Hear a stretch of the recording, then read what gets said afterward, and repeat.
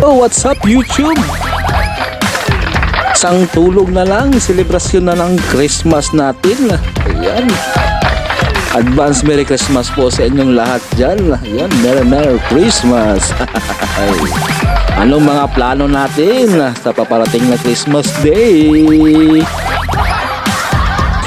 Ayan, shocking, confirm, basag ang kalaban.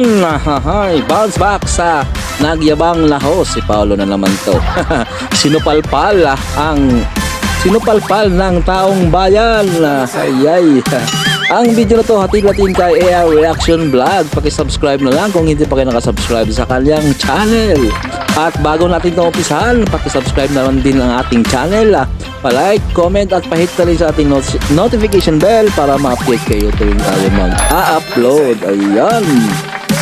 Wala lang po tayong batong-batong pa. Silipin na natin ito, baka masilip pa ito ng iba. Ayan, pasok! Hello mga Kadaver Cats, magandang hapon. Ang inyong update na mapapakinggan ay pinaka-latest happening sa kanilang outside show story. And also guys, makikita din natin dito yung mga ganap po nila sa kanilang mga vacations. Dahil exactly today, umpisa na po ng kanilang vacations leave this holiday season. Eto na, simulan na po natin guys. Let's go! Raisa May Dizon, official na pong nasa bakasyon. Ayun, ngayong araw mismo na to. At kanina nga po nag-live po siya. At nandito po siya sa province kung saan nandun po naninirahan ng kanyang lola. So makikita natin dito yung video ng live po ni Raisa na pinutol niya agad kasi talagang nagkukulitan po sila ng kanyang lola. At masayang masaya po si Raisa sa kanyang bakasyon po kasama po ng kanyang lola. At may nasabi po yata ang kanyang lola sa live kaya agad niyang pinutol. And yun po yung isa sa mga kagandahan dahil ine-enjoy niya na po ngayon ang Christmas vacations leave. And ilan pa sa mga susunod po dyan yung ilang mga Dabber Cats na makikita natin sooner sa mga kanilang mga story. At isa po sa post po ng Generic Bulaga nung nakaraan, so pinagmayabang po kasi nila yung kanilang application for trademark. Eh hindi naman Parang ano to? Ito kinancel na ata to eh. Hanggang until June 14, 2033. Ito ata yung kinancel, di ba? Kung tama ba ako? Ata nila alam na ang sinumitin nilang applications is for merchandise lang, not for entertainment. Especially guys, ito po yung isa sa mga pinakita nila sa monitor na pinagyabang mismo nila. Yung 10-year until 14 June 2033, yung kanilang term. Especially guys, parang ito po ay canceled na. Ang alam po ng lahat, na-cancel na po ito ng IPO. At wala na po silang karapatan for the trademarks of Itbulaga. Pero hintayin pa rin natin yung copyright infringements at yung final result. Pero sa post po na to ni Boss Joey na parang pinatamaan na naman po niya ang kabila. Sabi nga dito, syempre maligayang Pasko rin sa lahat. At ang wish ko ngayong Pasko, sana magbago na ng title yung ibang show. Ngek. Joke lang, healthy 2024 to all. Ayan guys, so medyo may pabiro pa siyang banat sa dulo. Pero definitely guys, ang alam po ng lahat, kahit pa sa inyo yan mapunta, okay lang. Bakit? Kahit balibalik ka rin mo ang Earth, Tito Vic and Joey pa din ang nagpasikat niyan sa puso't isipan na namin yon. No need magyabang o makipagbangayan dahil ang katotohanan, hindi nyo sila kayang hikitan. Kahit matanda na sila dahil kung ano meron kayo ngayon, dyan sila ang ugat at puno. Kaya balik kayo na lang yung tagapitas ng mga prutas na bunga nila. Diba? So dyan pa lang yung banat po ng netizen po na to, alam na po ng mga Pilipino kung sino talaga yung first ever na humawak po ng title po ng Itbulaga. At sila po yung nakalaga mismo dito at nagpasikat sa title at bumuo po dito. Hinubog nila ito for almost 4 decades na pinangalagaan mismo nila na hindi inaangkin ng kahit na sino. At ngayon lang talaga inangkin po ng isang parang mapagmataas na talagang gusto silang tanggalin noon sa kanilang shows. Pero definitely guys, sa nangyari po na to, di yan matitibag, ano ba? Nako!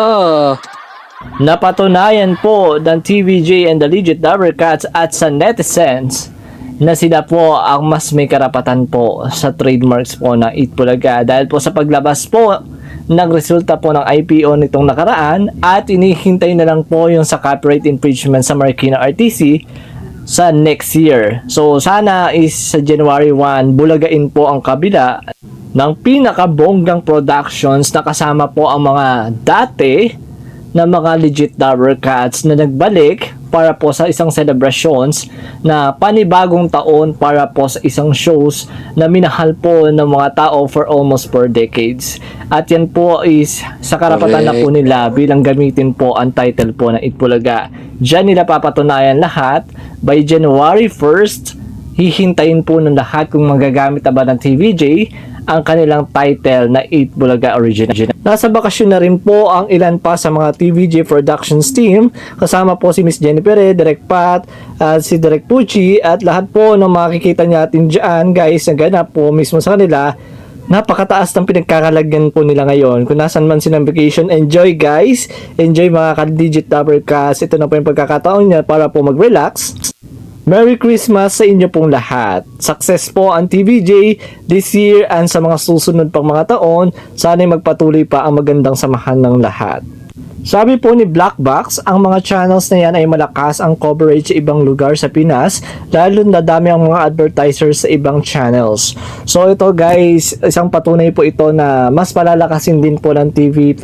By next year yan, abang-abang natin na lahat siguro may ma-upgrade at maayos yung mga signal natin sa kasulok-sulukan, Luzon, Visayas at Mindanao. Ayun.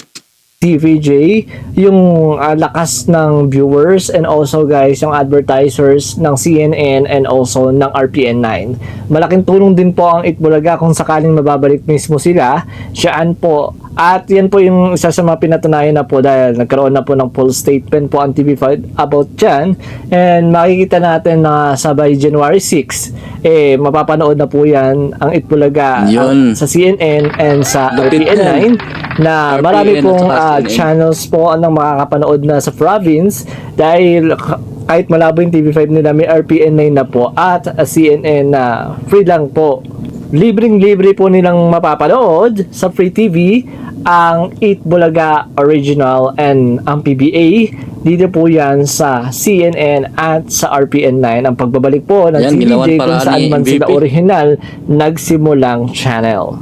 Sabi po ni Channel mo to, ang cute ng mga Dabber Kids. Kung titingnan sa height, si Karen yung magpapagkamala na pinakaate nila. Pero si Riza pala yung pinakaate talaga dyan sa Dabber Kids. Opo, mas matanda si Riza May kay Karen, na sumunod lang po si Karen po sa kanya. And especially yung mga Dabber Kids na nagbalik po, yung mga nanalo po or parang contestants and finalists sa Little Diva. Nung nasa APT pa po sila, sinundan pa po sila hanggang dito po sa TV5. And yun po isa sa mga nakakatuwa na mas kinikilala po mismo nila na ang original po na Itbulaga Original ay yun po yung isa sa mga pinuntahan mismo nila at hindi dun sa kabila, di ba? Kahit although tumungtong po sila doon sa APT studio noon, TVJ pa rin po ang nasa puso nila. Sabi po ni Vinsanity, napunan nyo ba ang commercial ng McDo sa GMA sa noon time na tinanggal nila ang salitang Let's Eat at It's Showtime? Kala ko ba Mr. Goson walang network war? Bakit pati commercial na McDo pinagdiskitahan nyo? So sa GMA kasi nung nakita nila po ito, yung commercial po na McDo, wala na, tinanggal na, inedit na po mismo yung part po na nagbibiroan po si Vice at si Paolo na Let's Eat and Showtime. So kumbaga guys, parang matagal na po nilang ginagawa po yan. Lalo na po pag commercial po ng kalaban or may mga artist po sila. Pati ads pa naman. Ayaw tantanan. Ine-edit nila yung part na may sinasabi po silang about sa words po ng kanilang mga programa, ganyan, sa commercials, ine-edit mismo nila po yun. Ewan ko kung bakit, pero definitely guys, nasa sa kanila na po yun.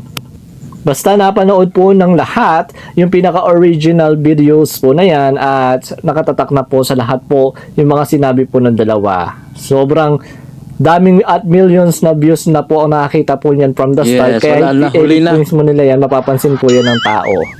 Kaya wala ring silbi po yung pag-edit mismo nila. Kahit mag-react po yung tao, napanood na po ng tao po yon. At more than 1 million na po yung nakapanood mismo na ng original video simula nung nilabas po yon. At ang alam po ng lahat, nagbiroan po si Paolo at si Vice ng Let's Eat and It's Showtime. At kahit i-edit nila yan, sila pa rin po nagmumukhang tanga dito. So yun ang guys, isang update natin ngayon. Kahit anong gagawin nila dyan, wala na. Milyon na nakapanood niyan. Alam na nila yan. Ayan na.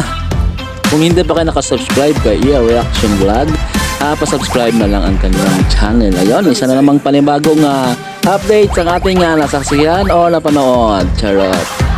At kung kayo pala bago sa ating channel, inimbitahan ko po kayong i-subscribe ng ating channel. Pahit ka rin sa ating notification bell para ma-update kayo tuwing tayo ay mag-upload. Ayun guys, hanggang dito na lang. Ang TV and yung Nicole. Mabuhay po kayo. Advance Merry Christmas. Babush.